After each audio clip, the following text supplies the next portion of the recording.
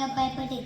સરદાર વલ્લભભાઈ પટેલનો જન્મ 14 નવેમ્બર 1882ના રોજ અલ્હાબાદમાં થયો હતો. તેમના પિતાનું નામ મોતીલાલ અને તેમની માતાનું નામ સ્વરૂપરાણી. તેમના પિતા તે સમયના નામાંકિત નામના વકીલ હતા. જવાહરલાલે ઊંચે અભ્યાસ ઇંગ્લેન્ડ કર્યો. તેમના લગ્ન કમલાદેવી સાથે કરવામાં આવ્યા. ગાંધીજીના પરિચયમાં આવ્યા પછી તેમને દેશ આઝાદી માટે લડતમાં જોડાયા. તેમણે પિતાજીની અઢળક સંપત્તિને દેશ સેવામાં અર્પણ કરી. અંગ્રેજોએ તેમને ઘણીવાર જન્માપુરી આઝાદ દરમિયાન તેમને કેટલાક પુસ્તકો લખ્યા. ઈસવીસન 1947માં દેશ આઝાદ થયો. જવાહર નહેરુ સ્વતંત્ર ભારતના પ્રથમ વડાપ્રધાન બન્યા. વડાપ્રધાન તરીકે તેમને સફળ કામગીરી નિભાવી. તેમણે વિશ્વની પંચશીલના સિદ્ધાંતોની ભેટ આપી. વિશ્વને સાચી શાંતિ તપાય તે માટે તેમણે પ્રયત્નો કર્યા. બધા દેશો તેમના વિચારને આદર કરતા.